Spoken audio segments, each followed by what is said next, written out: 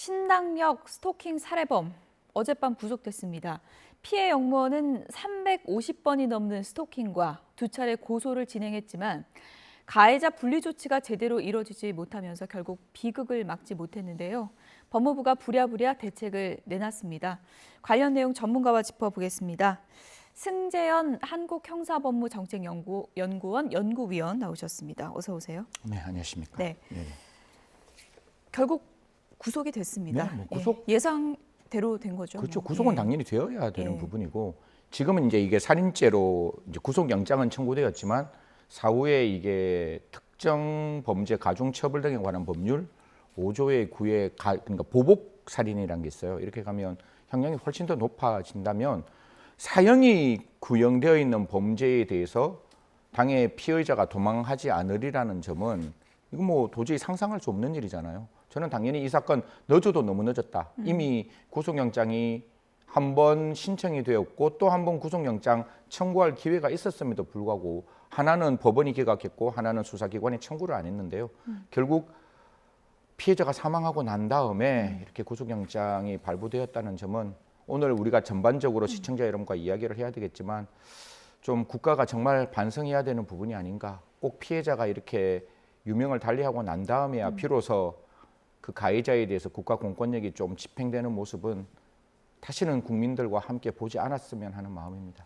법무부 장관도 국가가 지켜주지 못했다. 이렇게 이제 얘기를 했는데 왜 이번 사건이 더 안타깝게 다가오는지 지금부터 좀 하나하나 네네. 짚어보도록 하겠습니다. 일단 피해자가 상당히 오랜 기간 고통을 당해온 거잖아요. 지금 뭐 스토킹 횟수도 300번이 넘는다고 하던데요.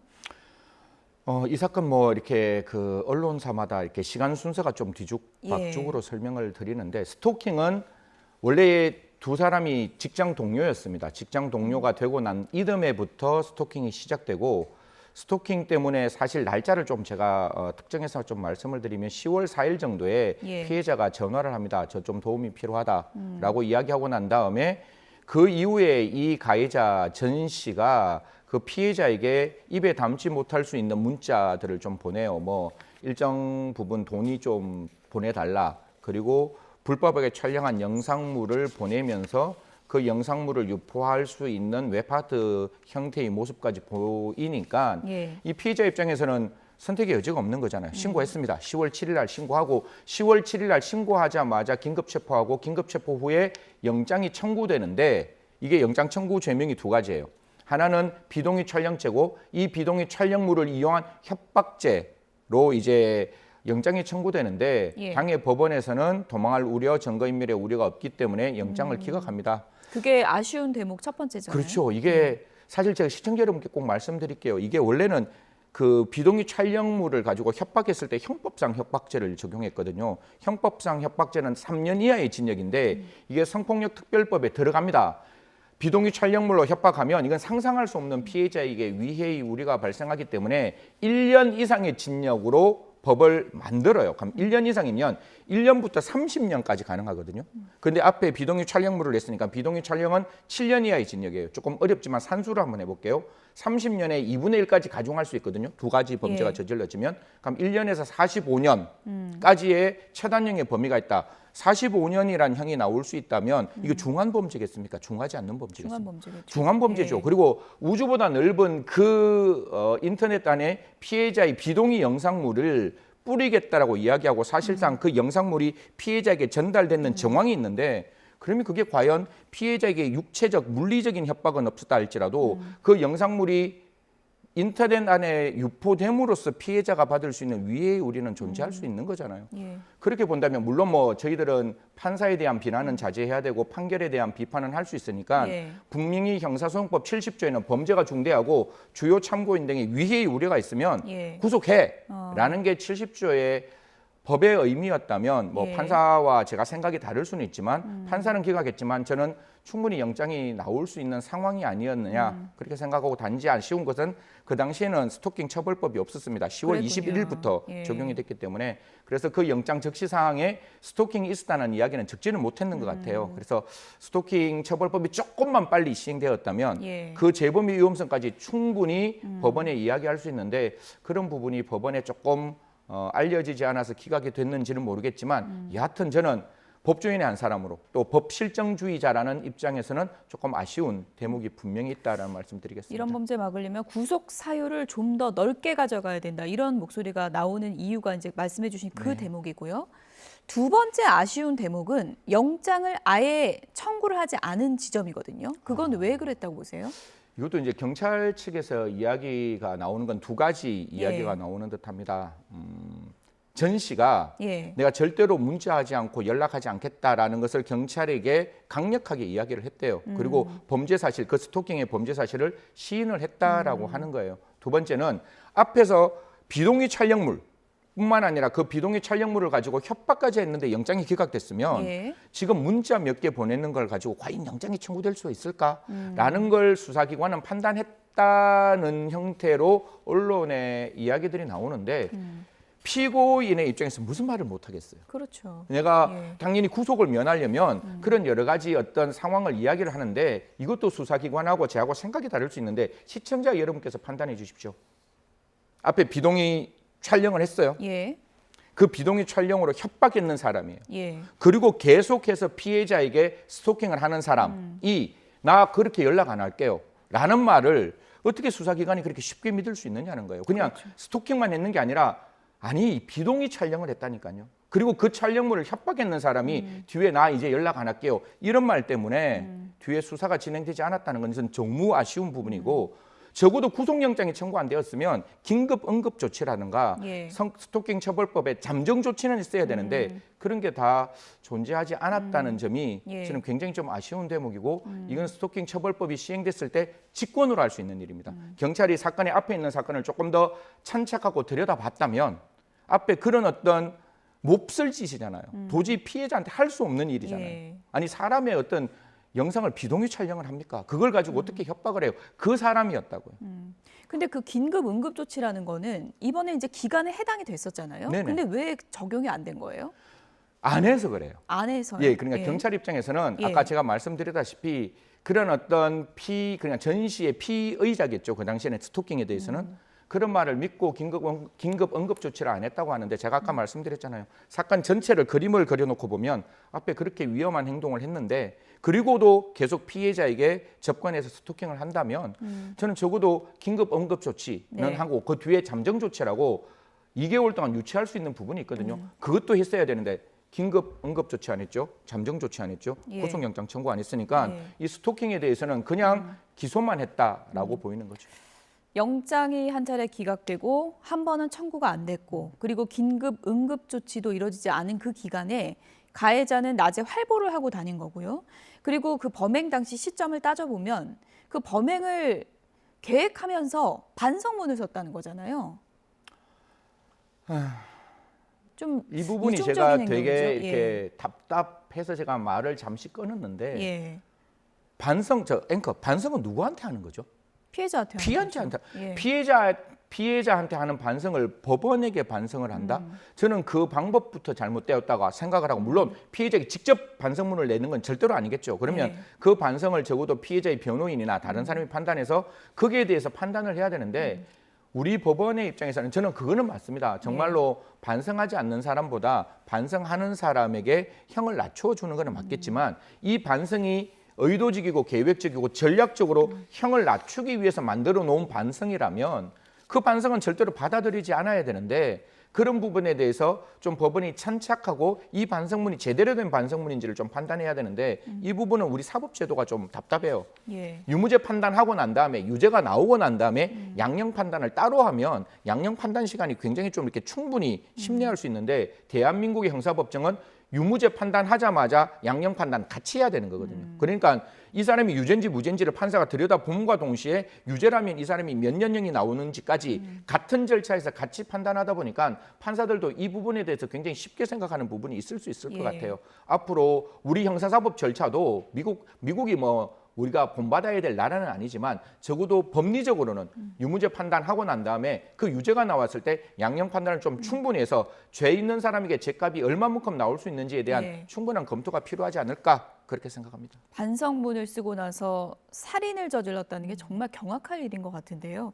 많은 분들이 이제 안타까워하는 대목 중에 하나가 피해 여성이 신변 보호 조치를 연장하지 않았던 점이 좀 안타깝다. 지금 와서 보니까 그렇게 생각을 하던데 피해자 입장에서는 왜 그걸 연장을 안 했을까요?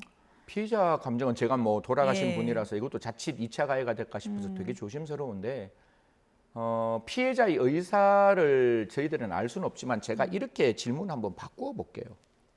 지금 스토킹 처벌법이 반의사 불벌죄거든요. 그렇죠. 이게 친고죄하고 좀 반의사 불벌죄는 다른데 예. 좀 설명을 몇몇에서 해주시면 안 될까요? 친고죄는 고소가 있어야 돼요. 이게 제가 예. 고소장을 내야 이 예. 고소장에 의해서 기소가 가능한 범죄고 예. 반의사 불벌죄는 수사기관은 전적으로 수사할 수 있습니다. 네. 수사할 수 있는데 수사 과정에서 피해자가 나 이 사람 처벌을 원하지 않아요. 아. 그러면 수사기관이 수사를 내려놓는 예. 거죠. 그다음에 재판을 받는 1심 판결 선고 전까지 예. 피해자가 그 법원에 나 이 사람 처벌하고 싶지 않아요. 라면 법원이 재판을 내려놓는 것, 네. 공소기각을 하게 되는 건데 지금 스토킹 처벌법은 반의사 불벌인 거예요. 그렇죠. 그러니까 피해자의 의사에 따라서 전적으로 이 스토킹 처벌법이 아예 성립되지 않을 수 있는 상황인데 사실 앞에 있는 범죄는 성폭력법, 아까 비동의 촬영죄 예. 그것 때문에 피해자에게 보호를 했는 거거든요.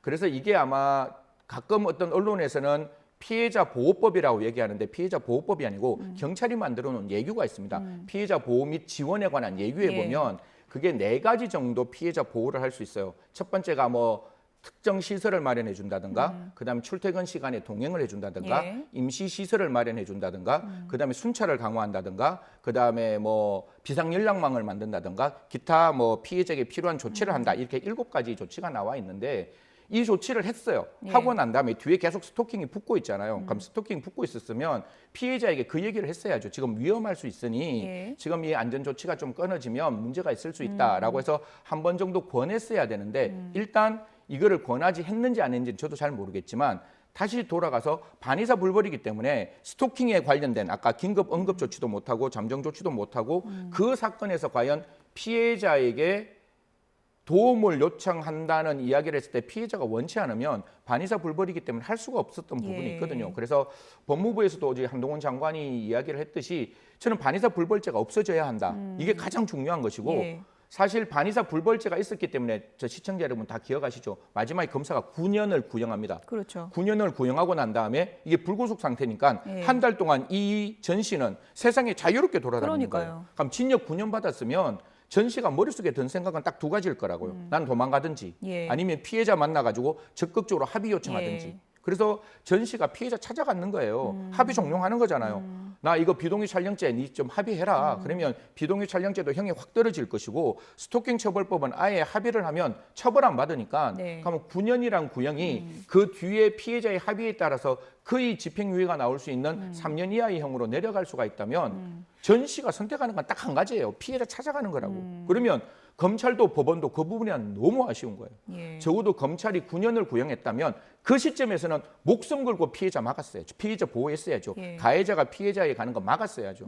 9년 구형받은 전 씨가 무슨 행동을 할지 어떻게 할지 뻔히 알고 있는 거잖아요. 피해자 찾아가려는 점을 알았다면 적어도 검찰은 9년을 구형하면서 모르겠습니다. 뭐 검사가 어떤 생각을 했는지 모르겠지만 좀 적극적인 보호 조치를 했어야 되고 두 번째는 법원도 징역 9년이 정도가 구형이 되고 실형이 나올 상황이면 법원은 피고인의 구속에 전적인 권한이 있거든요. 예. 그러면 이 사람 혹시 한 달 동안 선고 기간 동안 뭔가 문제가 발생할 수 있다면 지금 당장 구속하면 어땠을까라는 생각을 판사가 한 번 정도 해도 되지 않았을까. 근데 그런 부분들이 검찰도 피해자 보호 조치를 하지 않았고 법원도 그 피고인의 구속을 법정 구속을 하지 않았기 때문에 사실 9년이라는 구형을 받은 전 씨는 그 피해자를 찾아가서 합의를 종용하는 예. 과정에서 피해자가 저는 안 들어주는 것 충분히 저는 이해될 수 있는 부분이라고 생각합니다.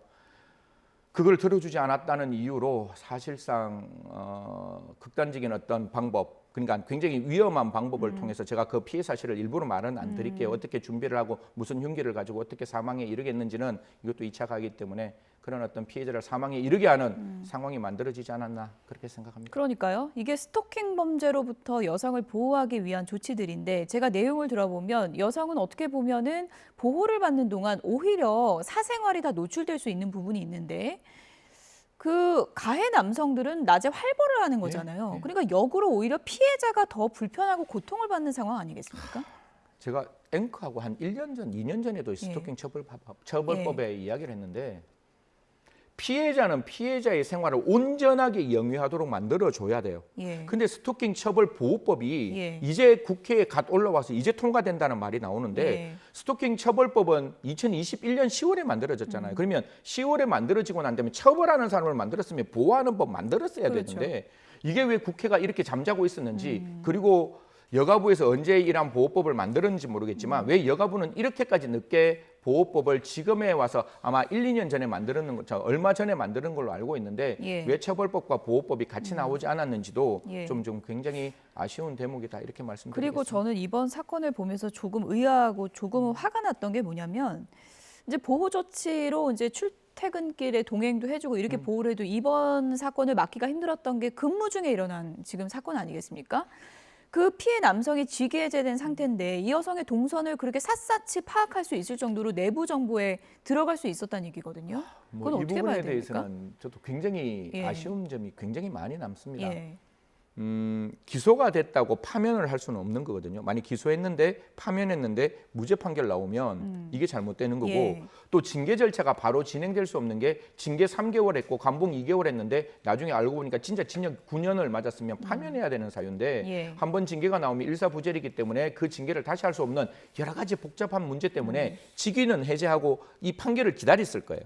그러면 문제는 이 범죄가 뭔지를 좀 공사에서는 살펴봤어야죠. 하나가 성폭력 범죄고 하나가 스토킹 범죄란 말이에요. 예. 그러면 적어도 피해자와 가해자가 절대적으로 분리돼야 되고 그 가해자 전 씨가 피해자의 동선을 알 수 없도록 만들어야 되는데 사실 자기가 직위는 해제됐지만 여전히 공사 직원이니까 자기가 A라는 역에 들어가서 이 피해자의 동선을 확인했다는 거잖아요. 예. 그리고 그 확인했는 게 굉장히 의도적으로 확인하고 그로부터 특정 신당역에 들어가서 굉장히 치밀한 준비를 했는 모습들이 보이고 있는 거잖아요. 그래서 이제 우리는 반면교사해야 될 시점인 거죠. 앞으로 이러한 성폭력 범죄나 같은 그 직장 안에서 스토킹 범죄가 있다면 적어도 가해자가 피해자의 위치라든가 피해자의 동선을 완전히 알 수 없도록 할 수 있는 방법을 지금 당장 만들어야 될 시점이라고 말씀드리겠습니다. 예. 이 대목도 상당히 좀 안타까웠던 대목이고 조금 전에 설명해 주신 것처럼 법무부가 반의사 불벌죄 규정 폐지한다고 하는 게 이번 대책인데 네네네. 그러면 앞으로 구체적으로 어떤 게 달라질 수 있는 거예요?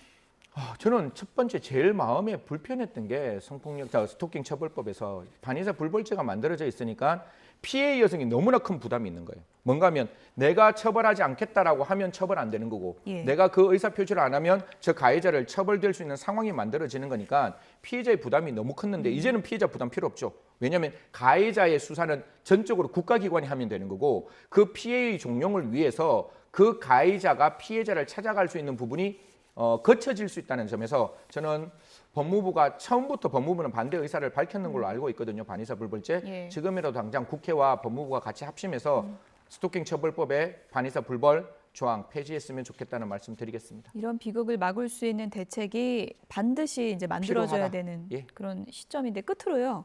보복살인혐의 이제 적용된다면 지금까지의 또 이제 범죄도 있고요.